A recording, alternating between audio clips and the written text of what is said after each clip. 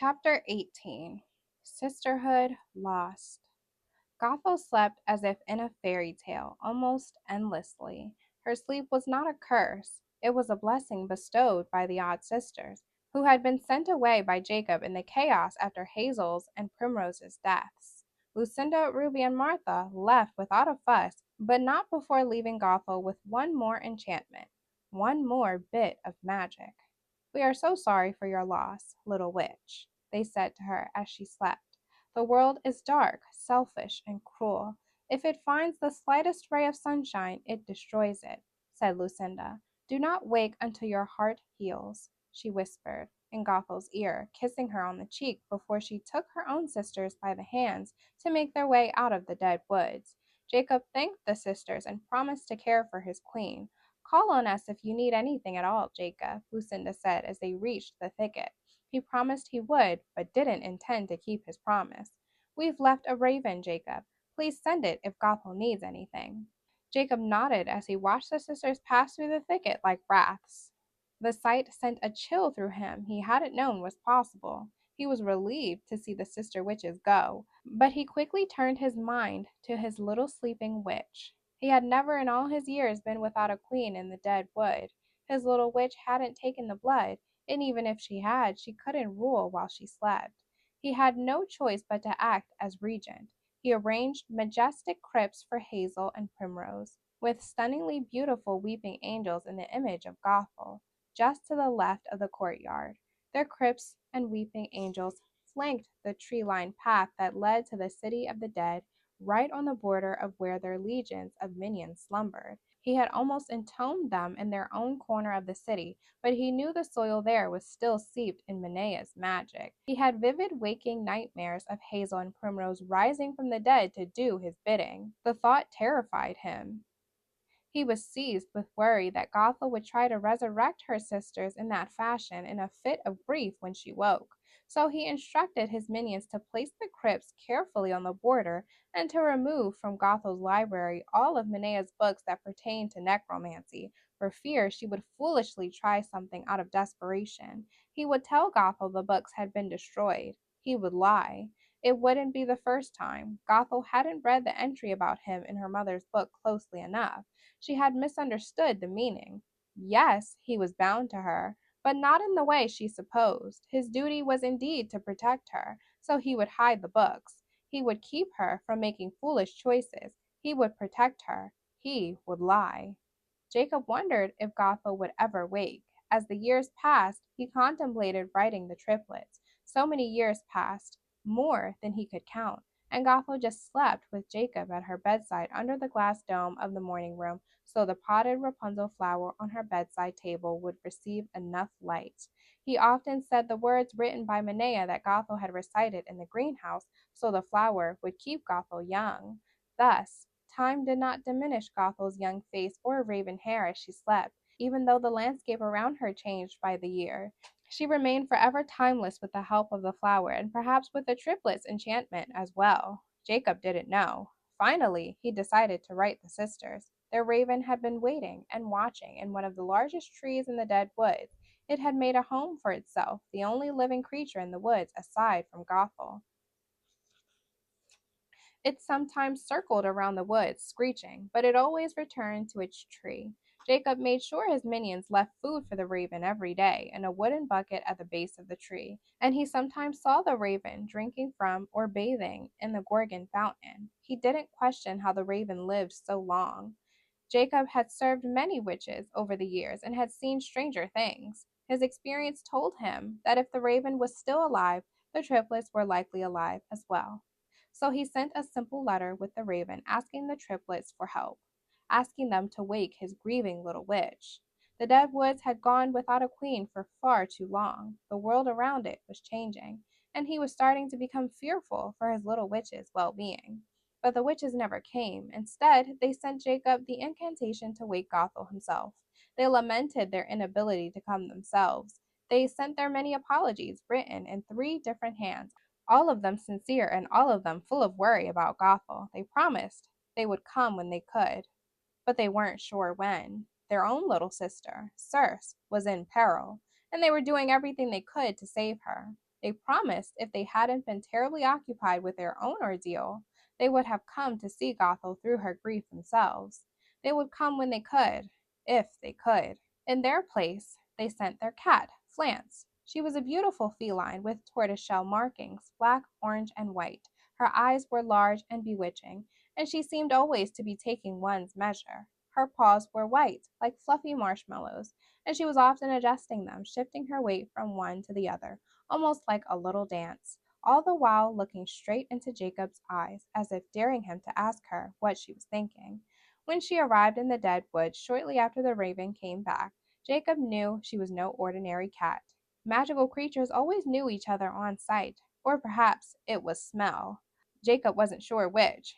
He was sure, however, that the cat was there to help, and he knew from the start that he liked her, though he could tell she didn't think much of him. Jacob put off performing the incantation the odd sisters had sent. He dreaded Gothel's grief.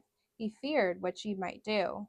He didn't want to break her heart all over again. He didn't want to see the realization that she had lost her sisters wash over her again. But the dead woods needed its queen, and perhaps in her grief Gothel would be a proper queen of the dead, having experienced the greatest loss one could imagine, the loss of sisterhood. Flance hopped onto Gothel's bed and snuggled beside her as she slept, as if comforting her before she woke. "It's time, Sir Jacob. It's time to wake your queen." Jacob heard the cat's voice in his head, the way he used to hear Menaea's when she didn't use her actual voice, clearly, as if she were speaking aloud. He didn't question the cat's ability to communicate that way. The cat had been sent by three powerful witches so powerful even Menea feared them. Jacob had never shared Gothel's notion that she was one of the witches from her mother's vision. He knew it was Lucinda, Ruby, and Martha, but he did start to doubt Menaea's interpretation of the vision. He wondered if Menea hadn't brought all of this about herself. Never mind, he told himself. Never mind. Flance's voice filled his head. There is a reason many of our ancient stories involve self-fulfilling prophecies, bringing doom to the visionary. Jacob didn't respond. He knew the cat was right. He took the letter the triplets had written out of his jacket pocket and read the incantation to his sleeping queen. "Wake the grieving sister. Bring her to the light. Send all thoughts of grief away and chase away the night." Gothel's eyes opened slowly, adjusting to the light coming in from the domed ceiling. She looked around the room as if searching for something or someone. She sat up and started to cry silently. "They're dead, aren't they? It wasn't a dream," she said, tears running down her face. "No, my little witch, it wasn't a dream. I'm so sorry," said Jacob as Gothel fell back to the bed with tears still in her eyes.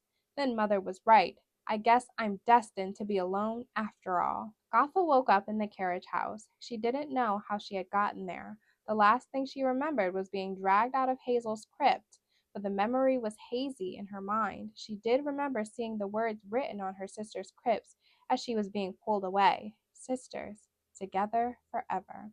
Jacob had had the words carved into the stone. He had done it out of respect. He hadn't known it would rip at Gothel's heart to see it there, a reminder that she had failed her sisters. She wanted to be with them, even now. But then Jacob would just drag her out again, wouldn't he? She didn't even remember going to see her sister's resting place. She remembered waking up in the morning room and then waking up here in the carriage house. She didn't even know how long she had slept, how long her sisters had been in their graves. And Jacob couldn't tell her. "Time means nothing in the dead woods," he had said when she asked him earlier. It could have been days, or it could have been hundreds of years. Gothel didn't know. She could see through the carriage house window that there were spires beyond the thicket, a castle. No longer was she surrounded by small villages filled with simpletons. There seemed to be a number of more sophisticated hamlets on the edge of a bustling city, and in the distance a flourishing kingdom, all right outside of her thicket. How many years did it take to build a kingdom? Surely Jacob saw this happening around him while I slept, she thought.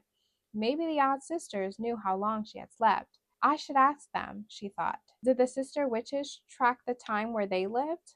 She would have to ask them if they ever made their way to her again. In the meantime, she had their cat, a cat who just stared at her, watching her every move. Even though much had changed outside of the thicket, within the boundaries, things were much the same. The years had not diminished her sisters. She had seen them when she went into their cribs, before Jacob pulled her out and brought her to the carriage house to rest. She was thankful death had not taken her sisters entirely. They looked as they always had, sleeping and beautiful, her sisters, together forever.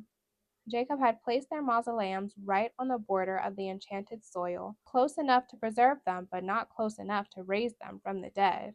Jacob is clever, she thought. He and the odd sisters had seen to everything. They had even seen to her grief and provided her a companion in Flance. She felt robbed of her memories, robbed of her sisters, and robbed of her grief. She didn't even know how long she had been awake.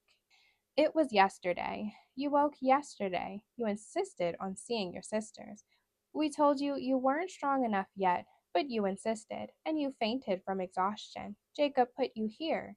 It was closer than the main house. Gothel looked around sharply. Was she hearing things now, too? My witches did not rob you of your grief, young witch. They gave you the peace of mind you need to focus on bringing your sisters back. Isn't that what you want? It was Flance. She was sitting on the edge of the bed looking at Gothel with her dazzling eyes. Gothel laughed. She had thought there was more to that cat than she was letting on. Leave it to Lucinda and her sisters to send her a talking cat. Of course that is what I want. But how do you suppose I do it? Gothel asked.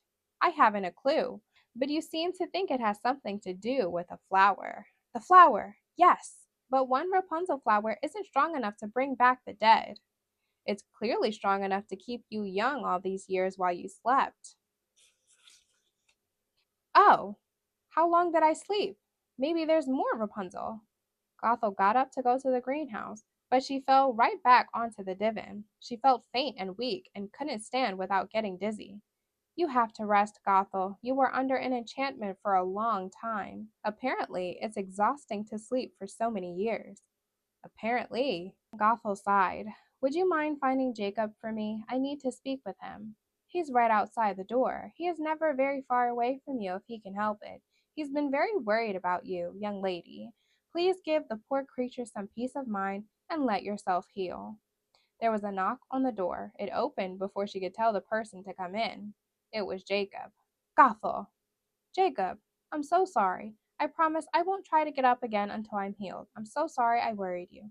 No, Gothel, listen. I have a carriage and some wagons ready to take you and Flance out of here. I've already sent a raven to Flance's mistresses to let them know where they can find you. You need to get out of here at once. What do you mean? Why are you sending me away? The kingdom is marching on the dead woods as we speak. They will be here within the hour, and I need you well away before they arrive. Why? Why are they coming? They want the Rapunzel, Gothel. Their queen is ill and needs it. She is expecting a child, and the king is willing to do anything to save his queen and their baby. But how do they know? I don't understand. Who could have told them about the flower? I don't know, Gothel. I'm so sorry. I can't leave without my sisters, without the flowers. I know. I've put your sisters in wooden crates filled with all the Rapunzel flowers. The flowers should keep them preserved during their journey. I have provisions should something like this ever happen. I have arranged a cottage for you and your sisters far from here. You ripped out all the Rapunzel? Gothel was horrified. I had no choice. There is no time, Gothel. You have to leave at once. How long will it take to get to this cottage? How far away is it? Will the flowers last? They should last the journey, he said. What am I supposed to do with dead flowers? There are more at the cottage. I sent out my man to plant them for you many years ago while you slept. Jacob was getting impatient. How do you know this cottage is really there? How do you know it wasn't this man who told the king about my flowers? I trust this man, Gothel. Now I need you to trust me. The cut flowers' power should last long enough to get you to the cottage, and I hope you will have enough flowers growing at the cottage to revive your sisters. But what about you? Won't you come with me? I have to stay here and defend our lands. We need to make them think we are fighting to keep the one flower we have here. I can't leave you alone, Jacob. How will I know what happens to you? How will I know you are okay? I will write you once it is over. If you've not heard from me in a fortnight, then you know it didn't go well for us.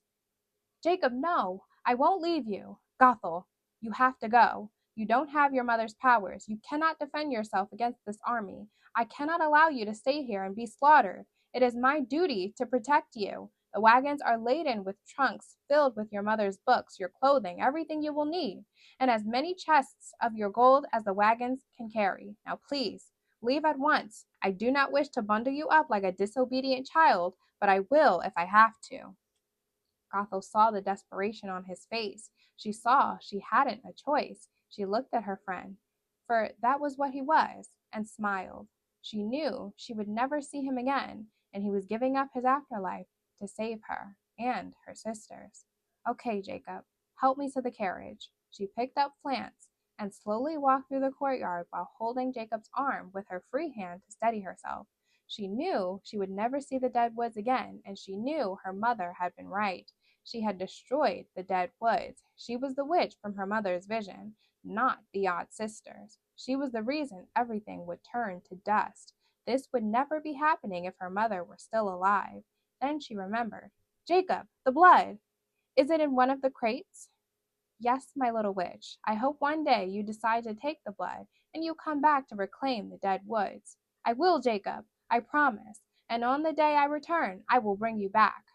Please don't, my lady. As much as I love you, I think I would at last like some peace. To rest. Of course, Jacob, you deserve that, she said, kissing him on the cheek. Thank you, my little witch. Now go. Don't look back. I couldn't bear to see you looking back at me while you go, he said as he helped her and Flance into the carriage.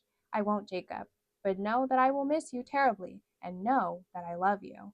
I know, little one, I know. He gave her one small goodbye kiss on the cheek and slammed his skeletal hand on the side of the wagon to let the driver know it was time to depart.